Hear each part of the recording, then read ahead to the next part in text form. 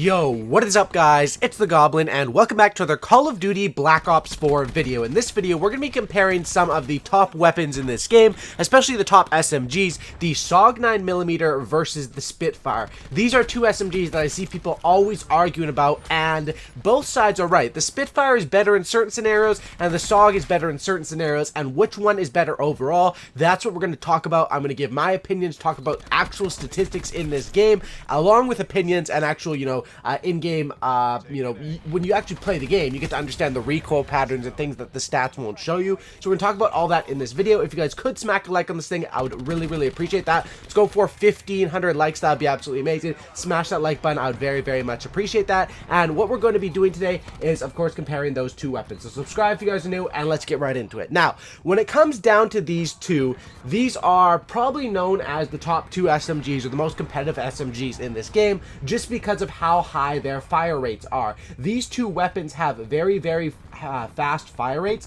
and they actually have the fastest fire rates out of all of the SMGs, except for the new Demon 3XB, which of course is a burst weapon, so that one is kind of different than how these ones are going to work. So when you break it down, I've broken them down, and we're going to compare these on time to kill, range and weapon control, the class setups that I use with each, and the utility available on each weapon. I think that's a pretty fair way to break these down. So, time to kill is the first thing we have to look at, and the Spitfire has a 1,051 RPM, rounds per minute. The SAUG has a 926. So, and we're just comparing these weapons without operator mods. If I wanted to go in depth with the operator mods, that would have to be another video, so let me know if you want that, but for now, just without operator mods. So, because the Spitfire shoots faster, and both of these weapons take the same amount of shots to kill, between 6 to 9 shots, the Spitfire is going to have a faster time to kill, especially this is if you land every single shot, which is not going to happen very often with the Spitfire, except up close. So for up close, you do have a faster time to kill with that weapon.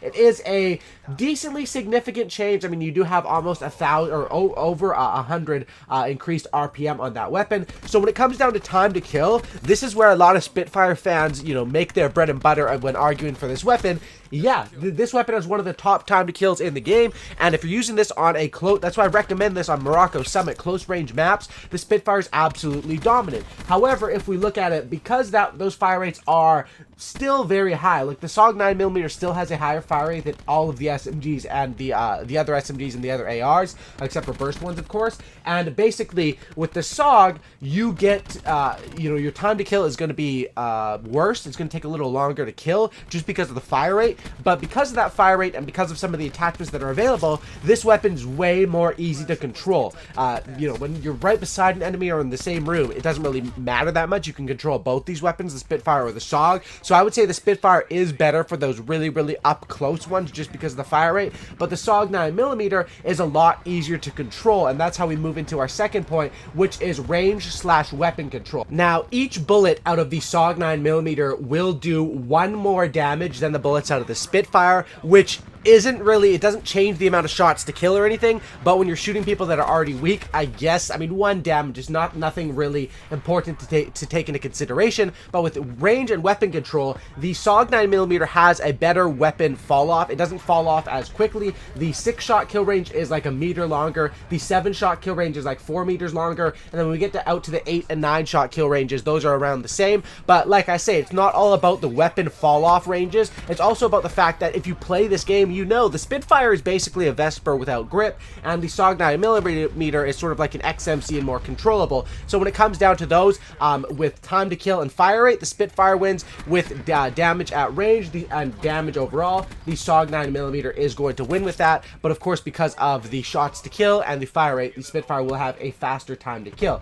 Now that we've compared those, we have to look at the class setups I'm going to be using with each of these. So I've gone back to my latest Spitfire and latest SAUG 9mm class setup videos, and I'm going to compare the two class setups that I would rock with these and go into the class setups and utility, because that's other stuff we have to consider. So I will put both the class setups up on the screen right now of basically the two that we are comparing, and you can see here the Spitfire one, I go with 2 attachments and an optic and basically deck out in perks, and the SAUG 9mm one I go with 3 attachments and then also stack with the perk 1 but give up on the perk 3. I want to point out here with the gear, you can run whatever gear. I like ComSec device, but I know Stim Shot works amazing for SMGs, especially these two SMGs work really good with it. So if you want to rush with them, I would recommend that probably. But you can see here, okay, so these are the two class setups I personally think are really good with these. But once again, these are non-operator mod class setups, and these are what I would rock. So for comparing these two, first of all, we have on the Spitfire, we have an ELO sight. On the SAUG 9mm, we have just the default sight. So comparing those off the start,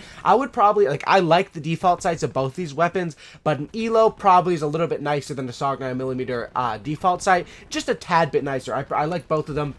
So the edge definitely goes to the Spitfire there, and then we compare. The Spitfire is gonna be shooting the bullets out at a faster rate because of the faster fire rate, but you're gonna have a fast mags and extended mags on this weapon is what I rock. So you're gonna have 50 bullets in there. So Spitfire has a great reload time and the utility around that. The Spitfire will definitely win just based off this class setup. However, when we look over at the SAUG 9mm, the SAUG 9mm ain't that far behind. Sure, I don't have fast mags and extended mags, but I do have fast mags on there, and I also have grip and quick draw, and this is where I think the SAUG 9mm sort of starts to separate itself as the better overall weapon, even though the Spitfire is better for up close, just because, okay, number one, with the grip, there's no debate. The XMC, I don't know why I call it the XMC, it looks like the XMC. The SAUG 9mm with grip is definitely a lot more controllable than a Spitfire without grip, and there's no grip available on that one, so the SAUG wins in the attachment game. Plus, with quick draw, the SAUG 9mm is going to be aiming down sights almost twice as fast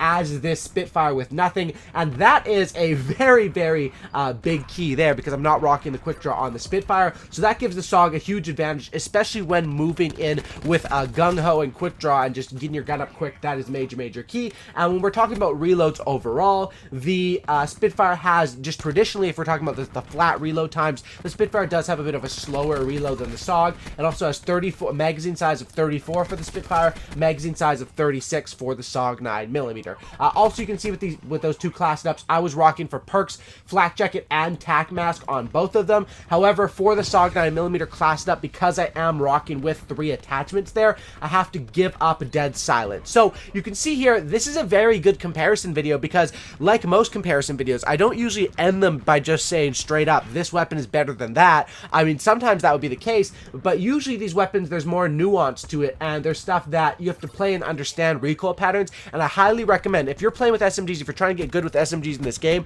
going into private matches, spraying up against walls over and over again with weapons like this, understanding those recoil patterns and how they work in this game, and then using your thumbstick to pull against that recoil when in gunfights can help with both of these weapons. But the utility of the SAUG 9mm, which is pretty much the go-to, if you watch competitive Call of Duty and the professional Call of Duty players, when there's money on the line, the weapons that they rock with are pretty much the SAUG 9mm and the Maddox exclusively, and then they'll pull out an ICR sometimes for search and destroy or different stuff like that.